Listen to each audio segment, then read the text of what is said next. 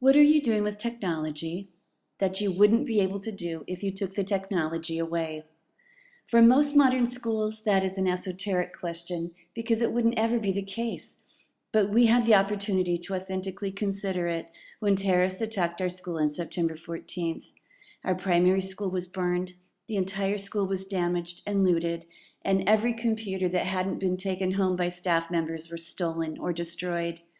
We initiated emergency orders right away, but even by expediting orders, we had several long months to experience a truly unplugged school. What did I learn I needed technology to help me do? Let students fly. Computers allowed me to turn students loose to learn toward their diverse interests. They allowed me to model and then coach them on the integration of tools to show their learning. I yearned for the whoosh in my room of students learning igniting as they took up their own projects while I worked from the side. I was doling out the knowledge, and I was desperate to get off the stage. In anticipation of the arrival of our computer order, our tech integration specialist, Paul Welch, and I sat down to look at the social studies learning outcomes for a project around Alexander the Great. We wanted to select some technology tools that could help students learn more on their own and then explain their understanding in a visual presentation format. We chose 3 areas of focus: power searching, infographics, and Google Earth. Once our shiny new laptops rolled in, I began some co-teaching with Paul Welsh and our librarian, Jason Roach.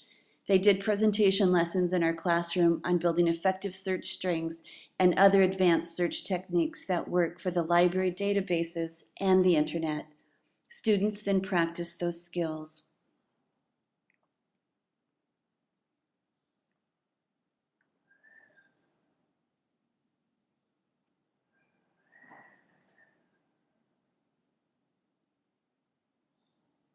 Seeing the value of effective search skills, I took the Google Basic Power Search course online.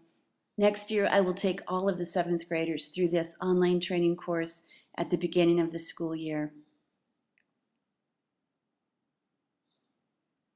Continuing with presenting then practicing, Paul shared a simple infographics model with my classes. Emphasizing the power of proportion and color in relating statistical information, students use simple geometric shapes and proportionately repeated images to relay data facts. The book Information is Beautiful by David McCandless was extremely useful as a model for building effective infographics without requiring extensive graphic design skills. Students learned how to relay comparative data through color, repetition, and relative size.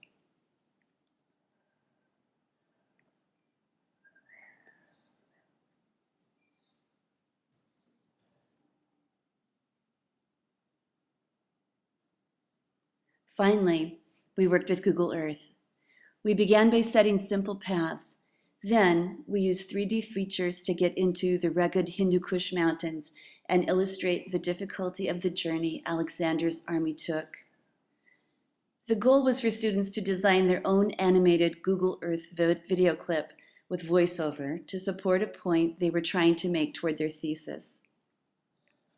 A window well made a good recording studio. Some students fearlessly attempted this animation, and some found an easier route of copying and pasting a map image that supported their point instead. I know that I need to become more of a Google Earth expert myself, integrating it frequently into our learning so students become deeply familiar with using it.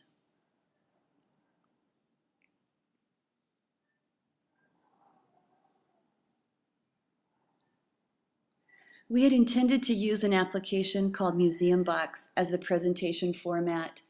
I had chosen this because it limited students to only 6 faces of a cube to develop their thesis.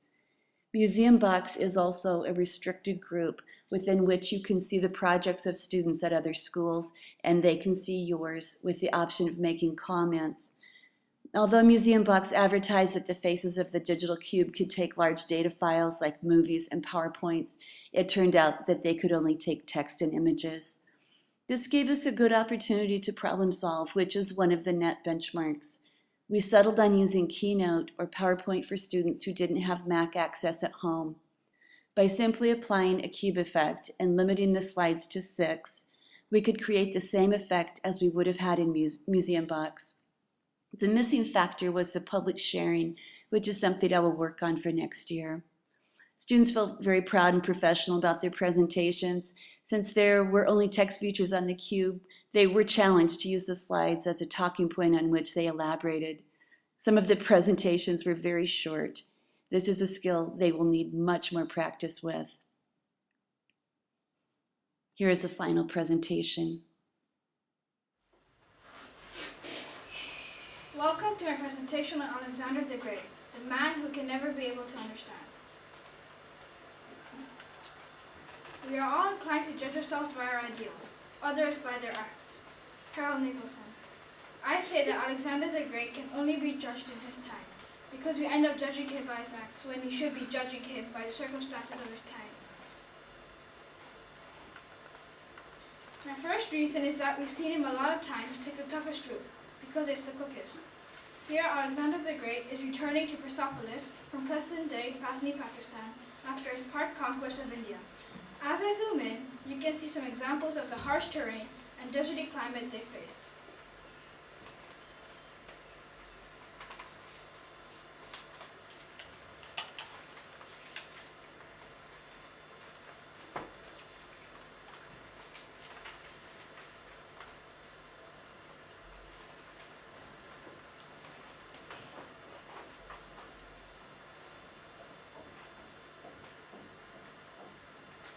Now Alexander the Great is chasing Besis, the successor and murderer of Darius, across the Hindu Kush. Besis crosses before winter and doesn't expect Alexander to cross till spring. Alexander and his troops decide to cross, and here's another good example of harsh terrain and freezing climate. We might think, why take the hard route? But who knows what was going on at that time? Now I want to express how important the gods were to him. Everywhere he went, he looked for omens. When returning to Babylon, he supposedly saw a bad omen, which meant it would be a bad idea to enter. He did enter, and that's where he died. Here are some examples of omens. Nowadays, no one really looks for omens anymore. As you all know, Alexander was an alcoholic, the main reason probably being that he's part of the cult of Dionysius, the Greek god of wine. He drank a lot. In fact, extraordinary amounts of it. We would call him weird, but it's probably normal for them to drink that much. In conclusion, Alexander the Great can only be judged in his time. We couldn't understand why he always took the toughest route. We thought he was crazy then. Similarly with the points on omens. We thought no one looks for them anymore. And with alcohol, we thought he was a drunk. Now we have a much different perspective of thinking than at Alexander's Great. So here are my references.